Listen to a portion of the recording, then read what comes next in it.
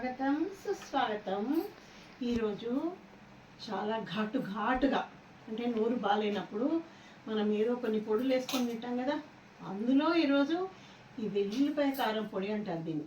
ఎల్లిపాయ కారం మన తెలంగాణ స్పెషల్ ఎల్లిపాయ కారం చూపించబోతున్నాను. ఏంటమ్మా ఎల్లిపాయ కారం కూడా ఒక వంటేనా అని చెప్పేసి మీరు అంటారు కదా, నాకు తెలుసు. కానీ దాంట్లో ప్రత్యేకత ఏంటంటే, నేను మీకు ఇంతకుముందు వీడియోలో కూడా చూపించాను. ఇక్కడ ఎల్లిపాయ మళ్ళని పెడతారు కదా, ఎంత ఘాటు ఉంటాయంటే ఇంకా మామూలు టేస్ట్ ఉండవండి. ఇవి ఇళ్లలో పొలాల్లో పెట్టుకుంటారు, అవి మనకు తెచ్చిస్తారనమాట.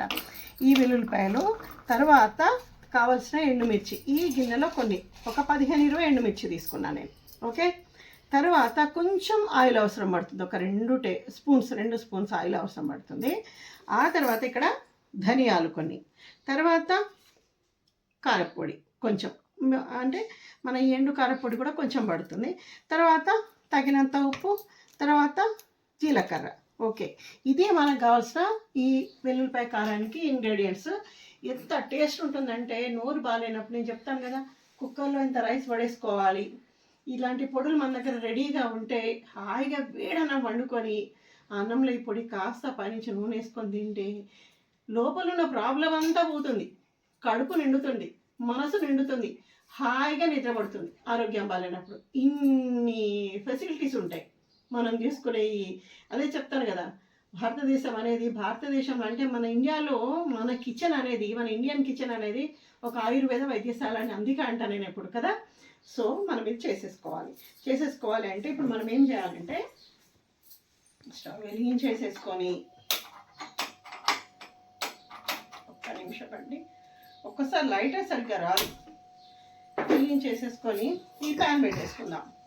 ఓకే, ఇది కొంచెం లైట్గా వేడెక్కాలి. వేడెక్కిన తర్వాత ఇందులో జస్ట్ ఇంత చూడండి, ఇది చాలా చెక్క స్పూన్, ఎంత చిన్నగా పడుతుంది చూడండి, ఒక 2 స్పూన్స్ అంతే, ఇంతే. కొంచెం ఇంకొక 1/2 స్పూన్ ఇంతే. ఇది వేసేసుకుందాం మనం. వేసేసుకొని అది కొంచెం వేడెక్కాలి, చూసుకోవాలి మనము. నేను ఒక మాట చెప్పనండి, అమ్మ ఏంటి శ్రీదేవి అన్నీ చేస్తారు, ఏముంది ఎవరో ఒకరు కట్ చేసి ఇస్తారేమో, ఏదైనా సాయం చేస్తారేమో అని చెప్పేసి అనుకోకండి. నేను కాదు, యూట్యూబ్లో సక్సెస్ కావాలి, 10 మందికి అన్నీ వాళ్ళ కళలు చూపించాలి, అది అందులో వంట కళ చూపించాలంటే దీని వెనకాల నిజంగానే కష్టం ఉంటుందండి. ఎన్నో సెట్ చేసుకోవాలి. నాకు ఆ అమ్మ వస్తారు కడగడానికి, అంతేగాని అవి అక్కడే బయటే ఉంటాయి. కడిగినవన్నీ కూడా మళ్ళీ నేను తీసుకొచ్చి సర్దుకొని ఎక్కడక్కడ, అంటే నేను మీకు చెప్పాను కదా నా వంటగది వీడియోలో, ఎక్కడ ఏ ప్లేస్లో ఏ గిన్నె ఉంటుంది, ఏ ప్లేట్ ఉంటుందో అక్కడే పెట్టేసుకోవాలన్నమాట.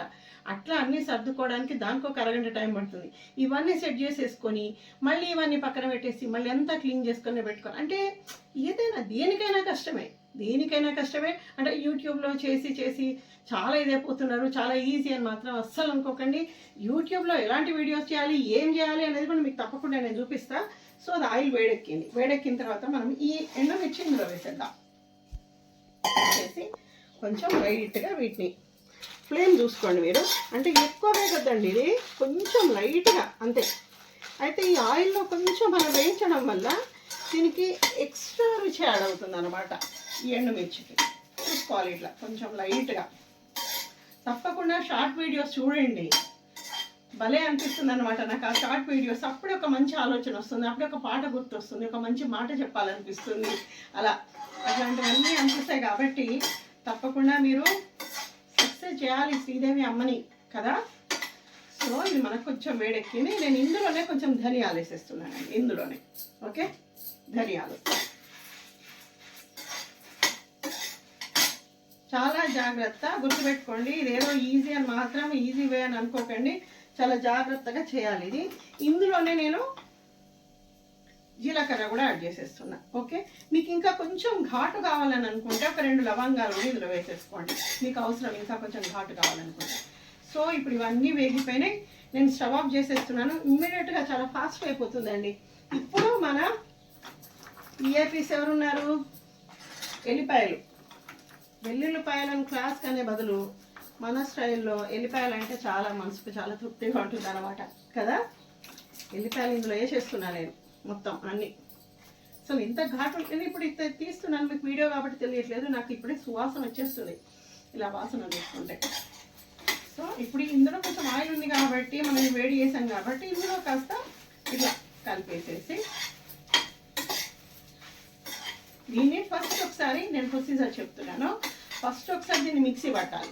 మిక్సీ పట్టిన తర్వాత కొంచెం గ్రైండ్ అవుతుంది కదా, అయిన తర్వాత ఈ ఉప్పు కారం ఇవి కూడా రెండు ఇందులో వేసేసి మళ్ళీ ఒకసారి మనం మిక్సీ పట్టేస్తే మన సూపర్ సూపర్ టేస్టీ టేస్టీ ఎల్లిపాయ కారం రెడీ అయిపోతుంది. సో నేను ఆఫ్ చేస్తాను. ఇది కొంచెం చల్లారిన తర్వాత మిక్సీ పట్టుకొని వచ్చేస్తాను. నేను ఇది బరకగా కొంచెం మిక్సీ పట్టాను. ఒకసారి చూడండి దగ్గర నుండి. ఇది ఘాటు ఇలా వచ్చేస్తుందండి. ఘాటు అంత బాగుంటుంది అనమాట. ఇలా కొంచెం బరకగా అయిపోతుంది. అయిపోయిన తర్వాత ఇందులోనే మనం ఈ కారం కొంచెం మంచి కలర్ ఉంటుంది, మరింత టేస్ట్ యాడ్ అవుతుంది. తగినంత ఉప్పు, ఇది కొంచెం ఉప్పు తక్కువైతే మేము మళ్ళీ చేసేసుకోవచ్చు. ఇది నేను మళ్ళీ మొత్తము ఇదంతా కలిపేసాను కదా, ఇదంతా కలిపేసి చక్కగా నేను మళ్ళీ మిక్సీ పట్టుకొని మళ్ళీ మీకు చూపించేస్తాను నేను. సో ఆ జార్లో కొంచెం సరిగ్గా కాలేదండి. ఒక్కోసారి ఇలాంటి చిన్న జార్లోనే పొడులు మంచిగా అయిపోతాయి అన్నమాట. ఇంకా మీకు కావాలంటే ఇంకొంచెం కూడా ఇలా పొడిగా మెత్తగా పట్టేసుకోవచ్చు. నాకు కొంచెం లైట్గా బరక అంటే ఎల్లిపాయ కారం ఎండుమిర్చితో చేసిన కారం మాత్రం కొంచెం ఉంటుంది, ఎక్కువ కాదు, లైట్గా బరకగా అంతే. కొంచెం మెత్తగా అయిపోయింది ఆల్మోస్ట్. నాకు కూడా చూడండి, ఇది ఘాటైన మన ఎల్లిపాయ కారం.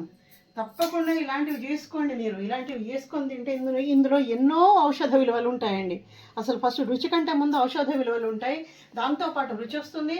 తప్పకుండా మీ నోరు బాగాలేనప్పుడు లేకుంటే వీలు కానప్పుడు ఇంకా ఇలాంటి ఎన్నో సందర్భాలు ఉంటాయి మనకు, అప్పుడు ఇలాంటివి చేసుకొని తినండి. ఆరోగ్యంగా ఉండండి, ఆనందంగా ఉండండి. మంచి రెసిపీస్తో శ్రీదేవి ఎప్పుడు మీ ముందుకు వస్తూనే ఉంటుంది.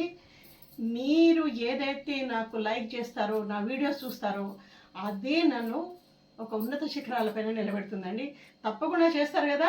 మంచి రెసిపీస్తో నేను మీ ముందుకు వస్తూనే ఉంటాను. అంతవరకు నమస్తే.